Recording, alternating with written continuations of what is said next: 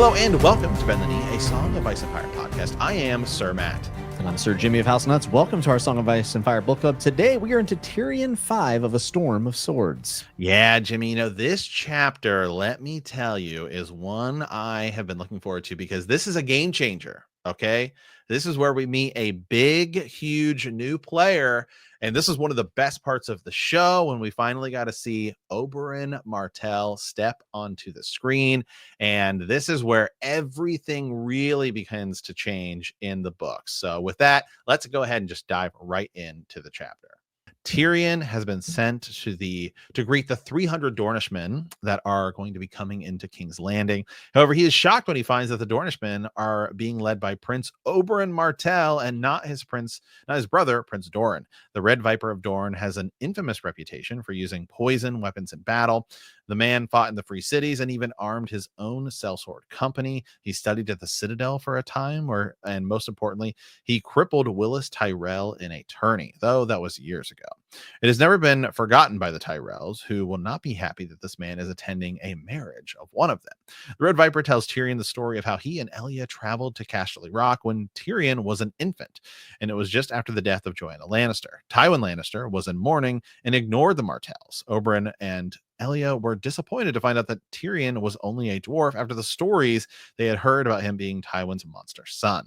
The Red Viper then gets down to the point, asking Tyrion when will justice be served. He warns Tyrion that he does not mean to stop after killing Gregor Clegane. Before he dies, the enormity that rides will tell me whence came his orders. Please assure your Lord Father of that. But Tyrion has more subtle warning. The Lannisters have tens of thousands of Tyrell men present as allies, and the Tyrells hate the Dornish, especially Prince Oberyn, for what he did to Willis. Can we just accept that the enormity that rides is one of the greatest titles you could give to somebody? Mm-hmm. The enormity that rides is a crazy nickname. Mm-hmm. What? Oh, I love that so much. Yeah, it's just a huge chapter, dude. I mean, you get a whole another piece of the political puzzle and the history, obviously, of Westeros. And in the show, Dorne was not the most popular subplot of all time, which is a damn shame because Dorne is some of my favorite stuff in the book. I mean, Prince Doran not coming is immediately makes you go, well, why? And who is this guy? And what's he like? And then we end up getting a perspective near him, in the next book, which is pretty amazing. But Oberyn, I mean, studying at the Citadel, poison swords, kissing his sister, this is a wild dude. And leading sellswords is always something I can get down with. So he's here for revenge, but he's also talking to Tyrion and trying to get the lay of the land and letting him know what his intentions are. And of course, we know that this eventually comes down to Oberyn fighting for Tyrion because he gets to have some of his justice that he so desperately wants. Why did it take him so long to get this justice, though? Well, probably looking for the right opportunity. I also do wonder if his brother had something to do with holding him off as long as physically possible, right? Yeah. That's something I've always wondered about Oberyn's character. Is it's like, why did it take you so long? Also, people's goals and focuses change as they get older. He's getting a little bit older now. Maybe he's like, okay, well, before I get too old, let me go. Yeah, he's done all of the whoring and cell sorting he can, and now he's ready to take care of business for the family. Or maybe he was trying to trust it. This is probably more likely. Maybe he was waiting until Robert Baratheon was dead. Possibly. Also possible that he really trusted that Doran was going to do the right thing, and now he's waited so long and he said, forget it, you're not going to move, I'll move. And he's doing it, right? Because that is kind of thing is like no one's trusting Doran anymore, right? It's like his passiveness has now infuriated his family, and they're all going to ruin this plan that he's had for so long, which is kind of like what Feast for Crows is. Everyone just doing shit without him, and him being like, God damn it. Like, if you had just waited. Yeah, maybe he was hoping, we don't really hear a lot about it, but maybe he was hoping he would meet the Mountain in a tournament, and it just sort of never happened that they would ride against each other or fight against each other. Yeah. Just because the way the lists work, right, is you just never really have that opportunity, because clearly we know he fights in tournaments and things like that. He obviously injured Willis Tyrell, who, Sansa was kind of hoping-ish to marry. And it just kind of goes that direction. Now, the chapter itself it's actually sort of a short chapter. It is, but man, it's huge Yeah, so because it yeah, introduces this massive player in a whole nother region of Westeros. yeah. So on my Kindle, it's 4 pages, but so there's certainly a lot. We'll break down obviously as much as we can, but there's a little bit of talk of lemons here. Oh, Yeah, kind of Lemon Gate. lemons and Dorns. So they're looking at all of the things, right? All of they're standing there and they're seeing all of the houses come. This is actually kind of a cool lore dump chapter too, Mm-hmm. because you get introduced to things. Right. Braun looked very much at night today, his new doublet, a red sun on orange, he called, with a spear through its back. Martell, Podrick Payne said at once. House Martell of Sunspear, my lord, the Prince of Dorne. My horse would have known that one, said Tyrion. And, give him another, Braun. There's a purple flag with yellow balls. Lemons, Pod said hopefully. A purple field strewn with lemons for House Dalt, or of Lemonwood. Now, maybe that's a house we should investigate, right? In Dorne. House Lemonwood. That could be interesting, and see if they have any connections to Daenerys or anything like that. Very strange. Might be. Next one is a big black bird on yellow, something pink or white in its claws. Hard to say with the banner flapping. The vulture of Blackmont grasps a baby in its talons, said Pod. House Blackmont of Blackmont. Braun laughed. Reading books again? Books will ruin your sword eye, boy. I see a skull too, a black banner. The crowned skull of House Manwood, of Manwoody, bone and gold on black. Pod sounded more confident with each correct answer. The Manwoodies of Kingsgrave. 3 black spiders. They're scorpions. That's Sir Cargoyle of Sandstone. 3 scorpions, black on red, red and yellow. A jagged line between. The flames of Hellholt, House Altar. It's pretty cool. This is where you get a lot of cool little world building in here. Yeah. And it's all about the subtle details, then this is the kind of stuff that makes a world feel tangible and real, that's been lived in, that there's actual places to go, and it makes you excited to see those places. Obviously, Feast for Crows, we end up in Dorne, which is my favorite part of the book, possibly, other than Jamie and the Riverlands. So this is the kind of quality world building set and scene setting that I really love. Yeah, now let me pull up this House Dalt here and Let's see it. See if anything comes up. It is a purple field. It is a purple field with lemon. That's literally all we know about it. Let's see. House Dalt. What do we know about House Dalt? Among Doran Martell's favorite children of the Winter Garden is a Dalt boy whose relationship with the main branch is uncertain. Sir Audrey Dalt is among Princess Arianne Martell's dearest friends. He joins Arianne in her plan to crown Princess Marcella Baratheon as one of the conspirators trying to bring her to Hellholt. While prisoner in the Spear of Tower of Sunspear, Arianne thinks Diesel is too dutiful to fight. Yeah, I mean, that's pretty much it, man. That's pretty much all we've got about House Dalt here. Not much. Yeah, I wonder. There's probably a lot of houses in Dorne that have lemons. Oh, for sure. Yeah, and they sit on the Lemonwood throne, and it is it's just south of Sunspear, so it is out there on the water. But maybe that's where Daenerys was. Maybe. I mean, are you going to keep her in Sunspear? Are you going to keep her somewhere a little more remote? It could be. You heard it here. We cracked the code. Let's see. During the First Dornish War, Lemonwood was captured by Rhaenys Targaryen, her sister Visenya Targaryen, as they unleashed the dragon flame of Vhagar on Lemonwood after Dornishmen attacked Cape Wraths. Yeah, and then prior to the coming of the Andals, some High Kings of Dorne resided at a wooden moat and Bailey Castle near Lemonwood, but their river kingdom eventually splintered. So that's it. That's all we know about it. Except that it may also have been the seat where Daenerys was sitting. Daenerys and sitting then in Lemonwood. More to come. Yeah. Now, what if it was lemon? What if instead of purple, it was red? Maybe the red door is a purple door and not a red one. You can't have false memories. Sometimes purple faded can look red. Oh my goodness. Matt's putting it all together, folks. Breaking news. Yeah, so pretty cool. And then we get some other stuff. They really spend a lot of time talking about all of these different Dornish people that are coming in and stuff like that. Because really, at this point in time, this is like the first we've ever even seen of Dorne. Yeah, this is we've heard about them, but we've never seen any of them. Yeah. And so now it's like, hey, this really is even for as small as it is, a pretty massive chapter, because it's like this entire new group and wave of people and players and everything like enter the stage. Mm-hmm. Yeah. Okay. So yeah, continuing on here. I mean, really, we get Prince Oberyn shows up, and then he and Tyrion start having a conversation. Do you think there's a reason? I mean, obviously Tyrion was sent out to meet with him, but I almost feel like Oberyn was kind of giving him a bit of a like not compliment, but like maybe what's the word I'm looking for? Like grace, maybe. Whenever Mhm. he's like, I heard of this monster son of Lannister. Turns out you're just a dwarf. Who cares? Because Oberyn's really well traveled. They're not nearly as pretentious in Dorne as they are in Casterly Rock. So Oberyn, in some ways, is kind of like building a bridge between them. I feel like you're not a monster. You're just a dwarf. Yeah. Yeah, I will say, man, God, you feel terrible for Tyrion when he's telling him the story of how like Cersei used to pinch him and Oh, stuff like that. And, I he hate that. even talks about how Tyrion like kind of winces as he thinks about it, and it's like, wow, dude, she really does hate me.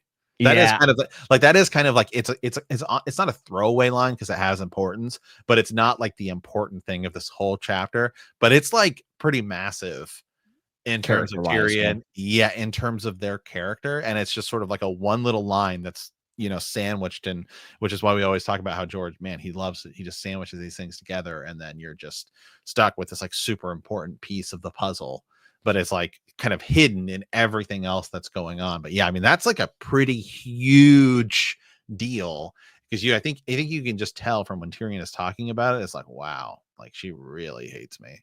Yeah, and I think a lot of the animosity towards Cersei as a character comes because of Tyrion's POV, and we all love him so much, Mm-hmm. at least up to this point, until he, kind of starts on his little bit of a villain arc in the final book.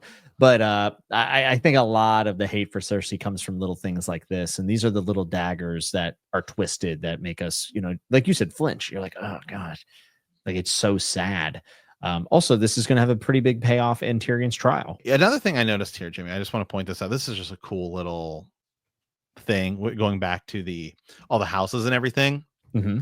Um, is when they're looking at all the houses, very good, exclaimed Tyrion. One more lad. Bronn scanned the ranks of the approaching Dornishmen. That last is a golden feather on green cheeks, a golden quill, Sir Jordain of the Tor, which is kind of actually a nod to Robert Jordan. Yes. And the Wheel of Time series. So that's kind of cool. Very cool. And Robert Jordan actually gave George one of his first endorsements on Game of Thrones. And at that time, Robert Jordan was a humongous person in the fantasy genre, which was very beneficial. That was pretty cool. Pretty cool little nods here. Yeah, and I have some notes pulled up as well, and it says green checks are what the author Robert Jordan received in payment from Tor, the publishing house. And I guess there's actually another one in Wheel of Time, or another Wheel of Time reference, I should say, in A Feast for Crows. What I meant to say, Archmaester Rigney once wrote history is a wheel, for the nature of man is fundamentally unchanging. What has happened before will perforce happen again. So that's kind of cool. Very, very cool. I love that. Yeah, so just like cool. And that's a lot of that happens in like world building, and when George does these little world building dumps, there's always those kind of things. Like then there's references, all kinds of stuff. Sesame Street. Yeah, and he references Gene Wolfe as well, and some Jack Vance stuff. Obviously, Roger Zelazny's Lord of Light is pretty heavy handed, but he is there as well. And then I'm sure plenty of Stanley references to go around. Yeah. Absolutely. So okay, so I guess some big things to take away from this chapter when you begin to look at it, because again, it's a big chapter that happens, but it's kind of a small chapter in terms of actually like text. It is sort of a thing. Mm-hmm. We get the back and forth between Tyrion and Oberyn, which I think is cool. And at first it does feel a little intimidating, but then you kind of do get to see that they do have some respect for each other almost immediately, which I think, as you said, will play into the trial, in that I think Oberyn begins to kind of like Tyrion, as well as you can also get to see that even though Tyrion is small, you get to see that Tyrion is kind of on the same level, at least, politically, with Oberyn. Yeah, and I think Oberyn probably is aware of a little bit of the going ons of King's Landing. He knows where Tyrion's position is, and I think he's in some ways probably testing the waters with Tyrion a bit, knowing that Tyrion's like an outcast of his family. I also think Oberyn's kind of attracted to things that are not usual, and Tyrion is anything but usual with the Lannister family. So I think that there's a motivation there for Oberyn to talk to Tyrion outside of just being the fact that Tyrion's the one who is told to greet him. Yeah, and there's just a bunch of lines when Tyrion first meets him. That's kind of cool. The Red Viper of Dorne, and what in the seven hells am I supposed to do with him? Right now that he shows up, I think Tyrion's like, uh-oh, and he literally it's a says, huge issue. "Oh yeah," Tyrion's like, "There's about to be blood in the streets. Like it's bad." That tension's there, isn't it? It's like, oh my god. Yeah, and there will be blood. There'll be blood later on. Plenty of it. Oh yeah, and that's one of the cool scenes we see in the show that we don't get in the books, is that conversation between Tywin and Oberyn. Yeah, it's true. When they visit each other, like and Tywin says, "All right, you can go after him if you want." I mean, that's some pretty cool stuff as well. Yeah. So again, I mean, I'm just looking through here. Unfortunately, it is kind of like a small chapter, but I mean, I guess we'll talk about like some more of the significance of this, right? Mm-hmm. I think one of the things that you read when you read this chapter for the first time, you're thinking, oh, okay, you're sort of so intrigued by Oberyn, and then Oberyn has such an important role to play. Mm-hmm. But it was supposed to be Doran Martell that shows up. That's right. He's sick, so that has its own route that it's going to go. And then obviously the fact that he doesn't come, I mean, that could be a totally different story if it's Doran Martell who comes, who's like the polar opposite of Oberyn. Yeah, definitely. And Doran has these long scheming plans that he's been waiting on for a long time. And Oberyn's death is actually going to catapult his family into chaos. And then we have obviously the daughters, nieces, everything. Basically, Doran's entire family is going to be thrown into an uproar. And I think all of these things are most likely going to sabotage many of the plans that Doran had, but not all. Do you think Doran makes it out and wins a winner alive? I don't. Yes, in some form, yeah. I think Edric, there's a good chance that he ends up being very important. Maybe slaying Darkstar, becoming Sword of the Morning. He ends up sitting, maybe, I don't know, to be honest with you. But I mean, in some fashion, I guess that is House Dane. Yeah, I guess I was thinking more of like House Martell. Martell, yeah. Yeah, I mean, that is things do not look good for House Martell. Yeah, things are not looking good for House Martell, especially if they end up aligning with Griff. But then there's the Daenerys coming over, and what happened? What, I don't know. Really, Dorne is pretty hard to predict. I think the biggest player is going to be the Sphinx. Yes, Alleras, Sorella Sand. So cool, dude. So cool. Yeah, I mean, Sand snakes are dope. Yeah, I think she's gonna be the big player that's sort of left. Yeah, and she's the riddle. She's the whole deal. We've talked plenty of times, and we talked about last time. Stannis is a big question mark. Lady Stoneheart's a big question mark. But I think Dorne is the most undervalued, underappreciated part of the story. We have no idea because the show completely wrote it out. The show completely abandoned it, right? So nothing about the end of it, how it all ends up working out, has almost anything to do with Doran Martell or Sorella. None of it, right? Yeah. So like Dorne is a whole third of the situation that is just removed from the show, and they will 100% have a part to play, more so of a part to play in the ending of the series, the battle of the long night, all this stuff. So if anything, Dorne would be my biggest motivation for someone who says, well, I know how the show ends. I'd say, well, yeah, Dorne kind of just gets thrown away. Yeah, because I think it's like, even, I'm guilty of this too, is like thinking about how, like, you think about all the players and yes, the show went in this direction, the books might go in a totally different direction, but obviously I still will believe that some of the framework that the show lays out is what's going to happen. Well, we know the moments, right? George told us the moments that he gave. Yeah, even like, so let's just say that it most likely, and George has kind of hinted at, and that it ends with Bran being king. Let's just say that was one of his points. Yeah, right. It ends with Bran being king. White Walkers defeated, the whole deal, right? Yeah, I mean, you have Lady Stoneheart out there. To me, Stoneheart seems like she doesn't have much more to do in terms of the player, and I don't feel like she's going to be doing anything on like a absolutely massive scale, like something that a young Griff could do, right? I mean, I think it feels like more like it's Brotherhood Without Banners type level stuff. It will impact the phrase a lot, which are a huge house now, right? Like Which they're are, pretty big players. but it's certainly not to like the level of like a young Griff, like literally who could like wage war on the entire Seven Kingdoms, right? Not that he's going to, but in Yeah. theory could. Stannis is still an enormous block. The Faith are incredibly undervalued because I don't think that the Faith are going to end the same way that they do in the show. But yeah, Dorne is the biggest question mark of all of the things. And I like when we talk about this, sometimes I say, well, Stannis is like the biggest question mark. I guess what I mean when I talk about Stannis, like Stannis is the biggest block, right? Because it's like you like he's the rock in the water that you know, like if you want to pick it up and the ripples come out, because that is the biggest catalyst to change sort of everything. Like you're literally, he's the fork in the road. Okay. Am I gonna go this way? Am I gonna go this way? You can't do any of it until you figure out until George figures out what's going on with Stannis, whether it's the same as the show, which is one very likely scenario in the quick end to get out of Stannis' storyline, or you go in another direction in which, because if you go in that direction, then the Boltons and Stannis, then the Boltons are kind of taken off the piece, and you're gonna deal with like a evil Stannis or who knows what. Well, Stannis is also one of the reasons why they had to skip the 5-year gap, which was the plan all along, because it's like, well, what is Stannis doing at the wall for 5 years? Right. Yeah. But you are correct. The biggest question mark is by far Dorne, because it's intertwined in all of it. The show completely writes him out. Daenerys, Fagon, the Battle for the Long Night, because of the Sword of the Morning being involved in Dorne. Yeah, like they can ally with young Griff. They could oppose him.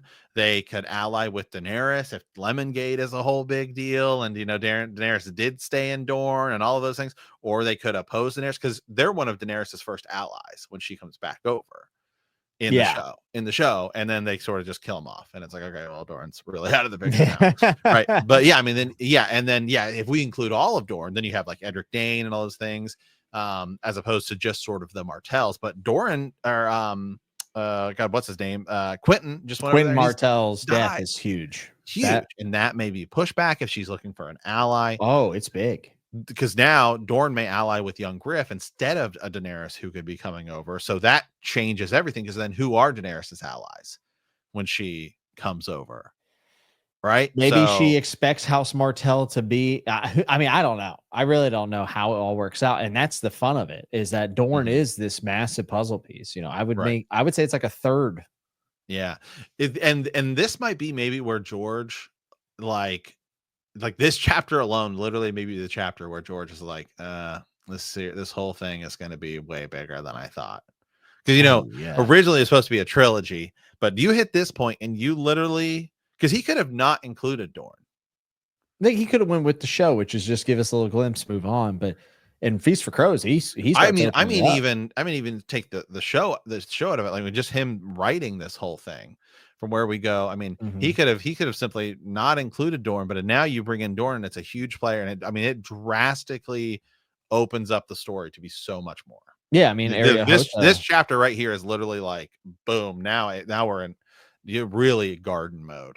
Yeah, and Area Hota becomes a new POV in Feast for Crows, where we get to see a whole bunch of going ons in Dorne, and it matters quite a bit. Yeah. So, I think Dorne's awesome, dude. And when we read through these, especially when we get to Feast for Crows, we have to pay attention in A Dance of Dragons to the Dorne chapters. They're very important, and they will be. I think they get ignored just because they weren't in the show. I think people will say, man, they were cut, but they're not cut in the books. They're expanded on. Great. And sort of one last piece I want to talk about, because again, like this chapter is kind of short. I mean, the summary kind of explains it all.